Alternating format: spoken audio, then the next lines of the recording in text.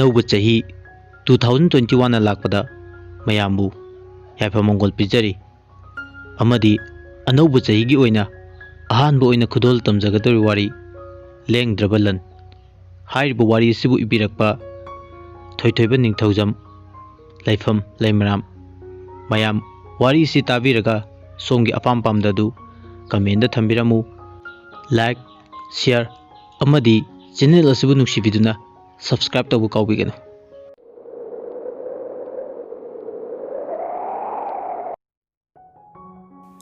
वारी सी मयाम द खुदोल तमजरगे नंबोल माइकैद लेबा खुंगंग अमद पोक्सबा हेंथोइबा इंखलप नहा अमनी इंगांग ओक्जबा पाखंग अमनी थबकसु यामना कंजे हेंथोइबगी इमुंग सुबो नोंबा कन्बे इमुंगनी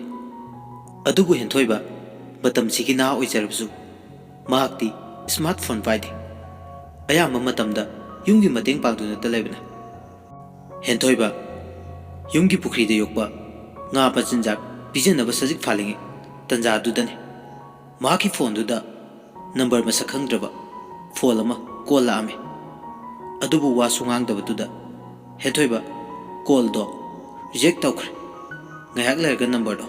ahum lang mari rak call torpa duda phone adu paikhalame hello kada kana oibirabno asumna wari sanaduna मींग खंगनरे माकी ममी सना करोमे अदुबु खोंजेल दो याम चावगन मरम ओरगा हेंथोइबने खजे मसीबु मोवेर चालो लेशाबिदी मानदेसे नुमितो होख्रे मथंगी नुमिने हेंथोइबा थबक लोसिलक पतंजादा सनाना कॉल तोरतुना हेंथोइबगा वारी साने अदुगा वारी सानरंगी तंजादुदा नाकंदगी अंगांग नुपा मचा अमना ममा हाइना कौरक्तुना चंगलकपगी खोंजल तारमे अदुदगी खंगौदुना फोन अदो सनाना डिलीट तौख्रे हेंथोइबना खंजे मौ ओइरे बेरानी हे मतम से हम फत्रे खंदुना चेक्शनजे अदुगा मथंगी नुमिने अयुक अंगनबदा हेंथोइबा दुकाला चापो लेबे थोलकपा तजाने सनाना कॉल तौदुना वारी सानबा हौरे अदुबु हेंथोइबना सनादा हंगी सना कईगिनो नंगना मौ अमा ओइरगा नंगी नुपा लैना लैना अइगे फ्रेंड सानसे हारिदे सना पुंग ngakre अदुबु सानारगे खलदुना सनाना खुमे अइगी नुपादो निशा याम चाय माना निशा चारगा युमगी अमदी इमुंगसिगे केमता खनबिद्रे वाहै अदु ताबदा हेंथोइबदी नुंगाइजद्रे अदुदगी सनासु फोल थमख्रे हेंथोइबदी मसाना खंजे मीने वाबु उरगा वाजबा मीने कपा उरगा मपी इराजजबा नुपा अमा ओइबना मसिगी मतुंगदा मखोइनी वारी सानरमे हेंथोइबदी सनाबु मतम पुंबदा अफबा लंबिदा चतनबा अमदी खांगबु कनबा अमा ओइनबा वारी कया पौता कया पिरमे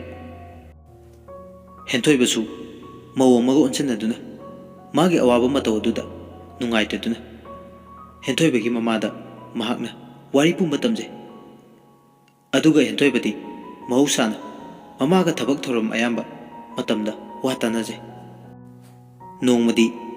सना नांगले ngasi फावदा अखोइनी तिनरकसिदा नोंमुतसु नंगना कॉल तौरक्ट्रिसे कइनो हेंथोइबना खुमे महौसाना फोन बैलेंस क्या हापतेदा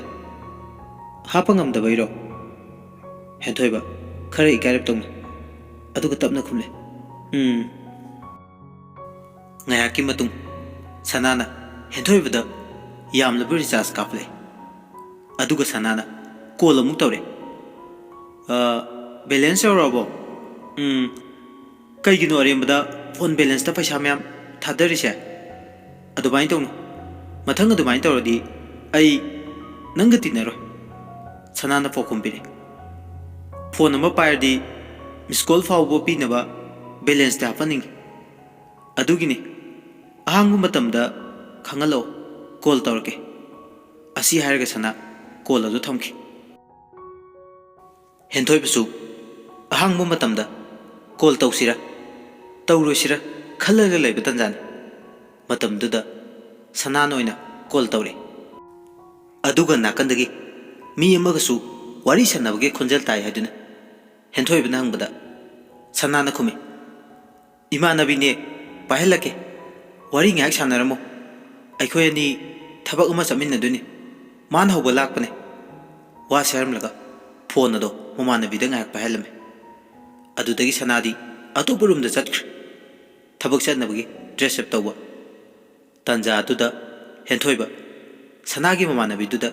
ꯃꯥꯒꯤ ꯃꯃꯤꯡ ꯍꯪꯉꯤ ꯃꯃꯥꯟꯅꯕꯤꯗꯨꯒꯤ ꯃꯃꯤꯡ ꯁꯣꯅꯤꯌꯥ ꯀꯧꯔꯝꯃꯤ ꯍꯦꯟꯊꯣꯏꯕꯅ ꯁꯣꯅꯤꯌꯥꯗ ꯁꯣꯅꯤꯌꯥ ꯁꯅꯥꯁꯤꯕꯨ ꯃꯧꯅꯤ ꯍꯥꯏꯒꯨꯝ ꯑꯗꯨꯒ ꯅꯕꯥꯅꯤ ꯀꯗꯥꯏꯗ ꯀꯩ ꯊꯕꯛ ꯆꯠꯇꯣꯏꯅꯣ ꯁꯣꯅꯤꯌꯥꯅ ꯑꯩꯈꯣꯏꯒꯤ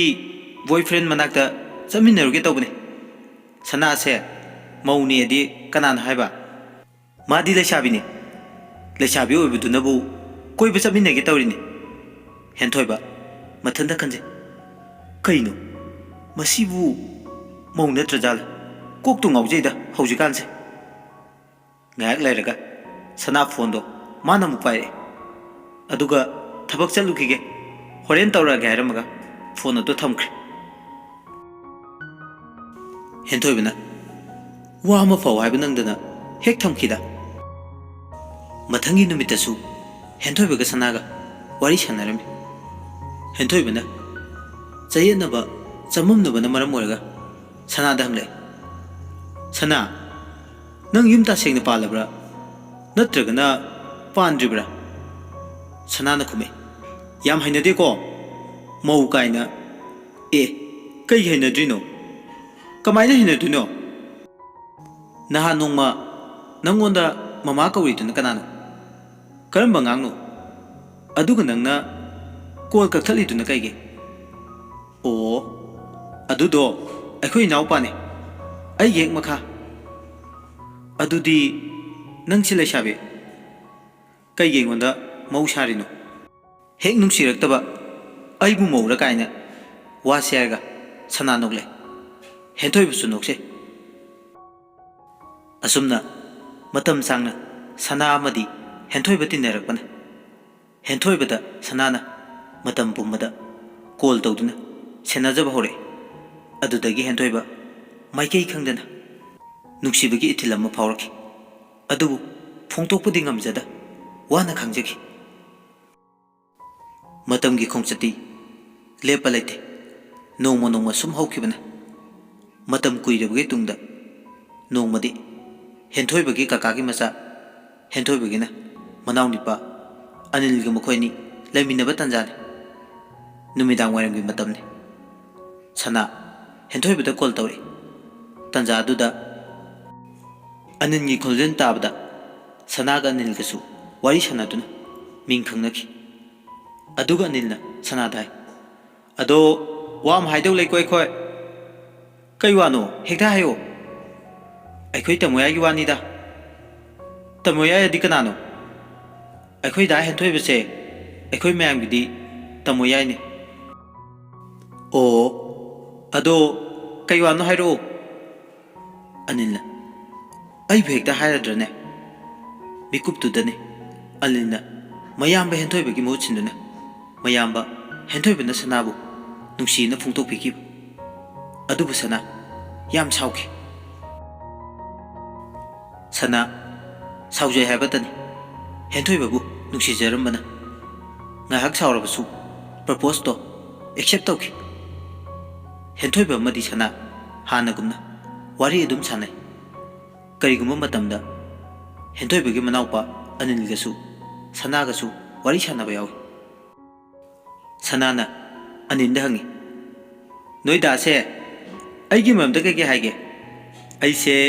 ꯁꯛꯊꯤ ꯀꯥꯏꯅ ꯍꯥꯏꯗ꯭ꯔꯣ ꯍꯥꯏꯗꯦꯗ ꯑꯩꯈꯣꯏ ꯇꯃꯣꯌꯥꯏꯗꯤ ꯁꯛ ꯊꯤꯕ ꯑꯗꯨꯃꯛ ꯀꯩꯝꯇ ꯈꯦꯠꯅꯕ ꯈꯥꯏꯗꯕꯅꯤ ꯃꯥꯗꯤ ꯊꯃꯣꯏ ꯁꯦꯡꯕꯗ ꯈꯟꯕꯅꯤ ꯑꯗꯣ ꯅꯣꯏ ꯗꯥꯁꯦ ꯇꯃꯣꯌꯥꯏ ꯑꯗꯨꯝ ꯀꯧꯕ꯭ꯔꯣ ꯀꯧꯏ ꯑꯗꯨꯗꯤ ꯃꯥ ꯑꯃꯨꯛꯇ ꯄꯥꯏꯍꯜꯂꯛꯑꯣ ꯃꯥꯒ ꯑꯃꯨꯛ ꯋꯥꯔꯤ ꯁꯥꯟꯅꯔꯒꯦ ꯑꯅꯤꯜ ꯐꯣꯟ ꯑꯗꯨ ꯍꯦꯟꯊꯣꯏꯕꯗ ꯑꯃꯨꯛ ꯄꯤ ꯍꯦꯟꯊꯣꯏꯕꯅ ꯍꯜꯂꯣ ꯇꯥꯃꯣ ꯌꯥꯏ ꯍꯦꯟꯊꯣꯏꯕꯅ ꯑꯦ ꯀꯩꯗꯧꯔꯒꯦ ꯀꯩꯁꯨꯝ ꯇꯧꯗꯦꯗ ꯃꯤꯡꯁꯦ ꯁꯅꯥꯅ ꯈꯨꯝꯃꯤ ꯑꯩꯁꯨ ꯇꯥꯃꯣ ꯌꯥꯏ ꯀꯧꯕ ꯌꯥꯗ꯭ꯔꯣ ꯍꯥꯏꯁꯤꯕꯣ ꯌꯥꯏꯗ ꯀꯩꯁꯨ ꯀꯥꯏꯗꯦꯗ ꯑꯗꯨꯅꯦꯕ ꯑꯁꯨꯝꯅ ꯋꯥꯔꯤ ꯁꯥꯟꯅꯗꯨꯅ ꯃꯇꯝ ꯀꯌꯥ ꯍꯧꯈ꯭ꯔꯦ ꯃꯔꯛꯇ ꯁꯅꯥꯒꯤ ꯃꯃꯥꯟꯅꯕꯤ ꯁꯣꯅꯤꯌꯥꯁꯨ ꯍꯦꯟꯊꯣꯏꯕꯒ ꯋꯥꯔꯤ ꯁꯥꯟꯅꯕ ꯃꯇꯥꯡ ꯌꯧꯔꯦ ꯑꯗꯨꯕꯨ ꯅꯣꯡꯃꯗꯤ ꯏꯈꯪ ꯈꯪꯍꯧꯗꯅ ꯁꯅꯥ ꯑꯃꯗꯤ ꯁꯅꯥꯒꯤ ꯃꯃꯥꯟꯅꯕꯤ ꯁꯣꯅꯤꯌꯥ ꯃꯈꯣꯏ ꯑꯅꯤ ꯆꯪꯗꯨꯅ ꯍꯦꯟꯊꯣꯏꯕꯕꯨ ꯁꯛ ꯈꯪꯅꯕ ꯑꯣꯏꯅ ꯎꯅꯁꯤ ꯍꯥꯏꯅ ꯍꯥꯏꯔꯛꯑꯦ ꯍꯦꯟꯊꯣꯏꯕꯗꯤ ꯌꯥꯝ ꯍꯔꯥꯎꯖꯈꯤ ꯃꯐꯝꯗꯤ ꯀꯗꯥꯏꯗ ꯊꯦꯡꯅꯁꯤꯒꯦ ꯍꯥꯏꯗꯨꯅ ꯍꯪꯅꯈꯤ ꯃꯈꯣꯏ ꯑꯅꯤꯅ ꯃꯈꯣꯏꯔꯣꯝꯗ ꯂꯥꯛꯅꯕ ꯍꯥꯏꯔꯝꯃꯤ ꯑꯩꯗꯤ ꯏꯝꯐꯥꯜꯁꯦ ꯐꯖꯅ ꯂꯥꯛꯇ꯭ꯔꯤꯕꯅꯤꯅ ꯈꯪꯗꯧ ꯃꯥꯟꯗꯤ ꯅꯣꯏꯒꯤ ꯖꯒꯥꯁꯦ ꯀꯗꯥꯏ ꯖꯒꯥ ꯍꯥꯏꯔꯒ ꯈꯪꯗꯣꯏꯅꯣ ꯁꯒꯣꯜꯕꯜ ꯍꯥꯏꯕꯅꯦ ꯑꯣ ꯑꯩ ꯂꯥꯛꯄꯨꯗꯤ ꯂꯥꯛꯀꯦ ꯑꯗꯣ ꯈꯪꯗ꯭ꯔꯦꯗ ꯁꯅꯥꯅ ꯂꯥꯛꯇꯕ ꯌꯥꯔꯣꯏꯀꯣ ꯑꯩꯗꯤ ꯁꯥꯎꯅꯤ ꯑꯗꯨ ꯑꯗꯥ ꯑꯩꯗꯤ ꯀꯩꯝꯇ ꯈꯪꯗꯦ ꯍꯦꯟꯊꯣꯏꯕ ꯅꯨꯃꯤꯠ ꯑꯃ ꯊꯥꯅꯗꯨꯅ ꯏꯝꯐꯥꯜꯗ ꯂꯥꯛꯈꯤ ꯑꯗꯨꯕꯨ ꯍꯦꯟꯊꯣꯏꯕꯗꯤ ꯂꯝꯕꯤ ꯈꯪꯗꯕꯅ ꯌꯥꯝ ꯋꯥꯅ ꯐꯣꯟꯗ ꯄꯥꯎ ꯐꯥꯎꯅꯗꯨꯅ ꯂꯥꯛꯈꯤ ꯑꯗꯨꯗꯒꯤ ꯍꯦꯟꯊꯣꯏꯕ ꯁꯒꯣꯜꯕꯜ ꯇꯦꯔꯥ ꯌꯧꯔꯛꯇꯨꯅ ꯂꯨꯀꯥꯝ ꯂꯩꯔꯛꯀꯤ ꯀ꯭ꯂꯕꯇ ꯂꯦꯞꯇꯨꯅ ꯀꯣꯜ ꯇꯧꯔꯒ ꯁꯅꯥꯗ ꯄꯥꯎ ꯐꯥꯎꯅꯔꯕ ꯃꯇꯨꯡ ꯃꯐꯝꯗꯨꯗ ꯎꯅꯅꯕ ꯍꯥꯏꯈꯤ ꯉꯥꯏꯍꯥꯛ ꯂꯩꯔꯒ ꯁꯅꯥ ꯐꯣꯟ ꯇꯧꯔꯦ ꯑꯗꯨ ꯍꯥꯏꯔꯦ ꯇꯥꯃꯣ ꯌꯥꯏ ꯑꯩ ꯊꯣꯛꯂꯛꯄ ꯌꯥꯗꯧ ꯃꯥꯟꯗ꯭ꯔꯦ ꯕꯕꯥ ꯊꯕꯛ ꯍꯜꯂꯦ ꯀꯃꯥꯏꯅ ꯇꯧꯁꯤꯒꯦ ꯍꯦꯟꯊꯣꯏꯕꯅ ꯂꯥꯛꯑꯣꯅ ꯂꯥꯛꯑꯒ ꯑꯃꯨꯛ ꯎꯅꯗꯅ ꯍꯜꯂꯗꯤ ꯅꯨꯡꯉꯥꯏꯔꯔꯣꯏ ꯑꯗꯨꯅ ꯅꯪ ꯇꯟꯖꯥ ꯑꯝꯗ ꯌꯦꯡꯉꯨ ꯍꯣꯏ ꯌꯦꯡꯉꯒꯦ ꯑꯗꯨ ꯇꯥꯃꯣ ꯌꯥꯏ ꯗ꯭ꯔꯦꯁꯁꯦ ꯀꯩ ꯁꯦꯠꯂꯛꯀꯦ ꯍꯣꯔꯦꯟ ꯑꯩꯅ ꯊꯣꯛꯂꯛꯄꯗ ꯈꯪꯅꯕ ꯑꯝꯇ ꯍꯥꯏꯔꯛꯑꯣ ꯍꯦꯟꯊꯣꯏꯕꯅ ꯑꯩ sky blue colour T shirt ꯑꯃ ꯑꯗꯨꯒ ꯕ꯭ꯂꯦꯛ ꯀꯂꯔꯒꯤ ꯖꯤꯟꯁꯀꯤ ꯕꯦꯀꯤ ꯑꯃ ꯑꯗꯨꯒ ꯁ꯭ꯄꯣꯔꯠ ꯁꯨꯁ ꯋꯥꯏꯠꯇ ꯁꯤ ꯗ꯭ꯔꯦꯁꯁꯤꯅꯦ ꯑꯩꯅ ꯁꯦꯠꯂꯛꯏꯁꯦ ꯍꯣꯏ ꯍꯣꯏ ꯑꯗꯨꯗꯤ ꯉꯥꯏꯍꯥꯛ ꯉꯥꯏꯔꯝꯃꯣ ꯇꯥꯏꯃꯤꯡ ꯌꯦꯡꯂꯒ ꯑꯩ ꯊꯣꯛꯂꯛꯑꯒꯦ ꯋꯥꯁꯦ ꯍꯥꯏꯔꯒ ꯁꯅꯥ ꯐꯣꯟ ꯑꯗꯨ ꯊꯝꯈ꯭ꯔꯦ ꯍꯦꯟꯊꯣꯏꯕꯁꯨ ꯁꯅꯥ ꯈꯣꯏꯅ ꯊꯣꯛꯂꯛꯄ ꯌꯥꯝ ꯋꯥꯅ ꯉꯥꯏꯖꯩ ꯇꯟꯖꯥ ꯑꯗꯨꯗ ꯂꯩꯁꯥꯕꯤ ꯑꯅꯤ ꯍꯦꯟꯊꯣꯏꯕꯅ ꯂꯩꯔꯤꯕ ꯀ꯭ꯂꯕꯇꯨꯗ ꯃꯅꯥ ꯃꯁꯤꯡ ꯌꯣꯟꯐꯝꯗ ꯂꯩꯔꯤꯕ ꯃꯐꯝ ꯑꯗꯨꯗ ꯂꯩꯁꯥꯕꯤ ꯑꯅꯤꯗꯣ ꯃꯅꯥ ꯃꯁꯤꯡ ꯈꯔ ꯂꯩꯔꯤ ꯍꯦꯟꯊꯣꯏꯕꯗꯁꯨ ꯑꯃꯨꯛ ꯌꯦꯡꯂꯛꯑꯦ ꯍꯦꯟꯊꯣꯏꯕꯗꯤ ꯍꯥꯏꯐꯦꯠ ꯌꯦꯡꯉꯤ ꯐꯣꯟꯗꯨ ꯃꯦꯠꯇꯨꯅ ꯁꯅꯥꯗ ꯀꯣꯜ ꯇꯧꯏ ꯊꯣꯛꯂꯛꯑꯕ ꯍꯪꯒꯦ ꯍꯥꯏꯗꯨꯅ ꯑꯗꯨꯕꯨ ꯐꯣꯟꯗꯣ ꯑꯣꯞ ꯂꯩꯈ꯭ꯔꯦ ꯍꯦꯟꯊꯣꯏꯕ ꯐꯣꯟ ꯆꯠꯇꯕꯗꯨꯅ ꯋꯥꯈꯜꯗꯤ ꯅꯨꯡꯉꯥꯏꯖꯗ꯭ꯔꯦ ꯌꯦꯟꯁꯥꯡ ꯂꯩꯔꯝꯕ ꯂꯩꯁꯥꯕꯤ ꯑꯅꯤꯗꯨꯁꯨ ꯆꯠꯈ꯭ꯔꯦ ꯍꯦꯟꯊꯣꯏꯕ ꯋꯥꯈꯜ ꯅꯨꯡꯉꯥꯏꯇꯅ ꯂꯩꯔꯤꯉꯩ ꯇꯟꯖꯥꯅꯤ ꯁꯅꯥꯒꯤ ꯀꯣꯜ ꯂꯥꯛꯑꯝꯃꯤ ꯍꯦꯟꯊꯣꯏꯕꯁꯨ ꯀꯣꯜ ꯑꯗꯣ ꯍꯔꯥꯎꯅ ꯄꯥꯏꯖꯩ ꯑꯗꯨꯒ ꯍꯥꯏꯔꯦ ꯇꯥꯃꯣ ꯌꯥꯏ ꯑꯩ ꯊꯣꯛꯂꯛꯄ ꯌꯥꯗ꯭ꯔꯦ ꯅꯪ ꯌꯨꯝꯗ ꯍꯜꯂꯣ ꯀꯩꯅꯣ ꯍꯥꯏꯁꯤꯕꯣ ꯎꯄꯥꯏ ꯑꯝꯇ ꯂꯩꯔꯣꯏꯗ꯭ꯔꯣ ꯍꯥꯏꯐꯦꯠꯇ ꯑꯣꯏꯔꯁꯨ ꯁꯛ ꯈꯪꯅꯤꯡꯉꯤ ꯌꯥꯔꯔꯣꯏꯕ ꯕꯕꯥ ꯌꯨꯝꯗ ꯂꯩꯔꯤ ꯑꯗꯨꯅ ꯌꯨꯝꯗ ꯍꯜꯂꯣ ꯑꯩ ꯑꯣꯏꯅ ꯅꯣꯏꯔꯣꯝꯗ ꯂꯥꯛꯀꯦ ꯅꯪ ꯁꯥꯎꯔꯅꯣꯕ ꯍꯦꯟꯊꯣꯏꯕ ꯋꯥꯈꯜꯗꯤ ꯅꯨꯡꯉꯥꯏꯔꯝꯗꯦ ꯁꯛ ꯐꯥꯎꯕ ꯎꯕ ꯐꯪꯗꯅ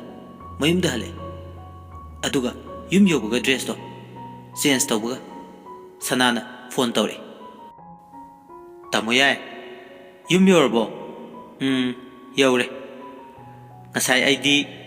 ꯇꯥꯃꯣ ꯌꯥꯏꯕꯨ ꯎꯍꯧꯋꯦ ꯌꯥꯝ ꯐꯖꯩꯀꯣ ꯅꯨꯄꯥ ꯌꯥꯝ ꯊꯣꯛꯑꯦ ꯍꯦꯟꯊꯣꯏꯕ ꯄꯨꯡꯉꯛ ꯉꯛꯈ꯭ꯔꯦ ꯑꯗꯨꯒ ꯍꯥꯏꯔꯦ ꯀꯃꯥꯏꯅ ꯑꯩ ꯎꯍꯧꯔꯤꯅꯣ ꯑꯗꯨꯕꯨꯔꯣ ꯉꯁꯥꯏ ꯁꯣꯅꯤꯌꯥꯒ ꯑꯩꯒ ꯏꯟꯁꯥꯡ ꯂꯩꯔꯒ ꯇꯥꯃꯣ ꯌꯥꯏꯕꯨ ꯂꯣꯟꯅ ꯌꯦꯡꯖꯕꯅꯤ ꯑꯩꯅ ꯇꯨꯃꯤꯟ ꯇꯨꯃꯤꯟ ꯂꯣꯟꯅ ꯌꯦꯡꯕꯗꯨꯗ ꯁꯣꯅꯤꯌꯥꯅ ꯌꯦꯡꯂꯨꯅꯨ ꯆꯤꯡꯅꯈꯤꯅꯤ ꯍꯥꯏꯅ ꯑꯩꯉꯣꯟꯗ ꯆꯩꯔꯤꯕ ꯍꯦꯟꯊꯣꯏꯕꯅ ꯑꯗꯨꯒ ꯐꯣꯟ ꯑꯣꯐ ꯂꯩꯗꯨꯅ ꯀꯩꯒꯤ ꯐꯣꯟ ꯑꯣꯐ ꯊꯝꯗ꯭ꯔꯗꯤ ꯀꯃꯥꯏꯅ ꯅꯃꯥꯡꯗ ꯃꯅꯥ ꯃꯁꯤꯡ ꯂꯩꯗꯣꯏꯅꯣ ꯑꯩꯅꯤ ꯈꯪꯗꯅꯕ ꯇꯧꯔꯤꯅꯦ ꯍꯦꯟꯊꯣꯏꯕ ꯋꯥꯍꯩꯗꯨ ꯇꯥꯕꯗ ꯌꯥꯝ ꯆꯥꯛꯆꯔꯝꯃꯤ ꯁꯅꯥ ꯍꯣꯏꯅꯤ ꯈꯪꯂꯝꯃꯕꯗꯤ ꯀꯌꯥꯗ ꯐꯖꯅ ꯌꯦꯡꯖꯔꯝꯒꯗꯕ ꯈꯟꯖꯗꯨꯅ ꯆꯥꯛꯆꯩ वारी सिगी अहानब एपिसोड मतंग असिज लोइसिनजरे वारी सिबु ताबीरिबा खुदिमकना चैनल असिबु सपोर्ट तौबिबा नुक्सिबिबा ओइने लाइक अमदी शेयर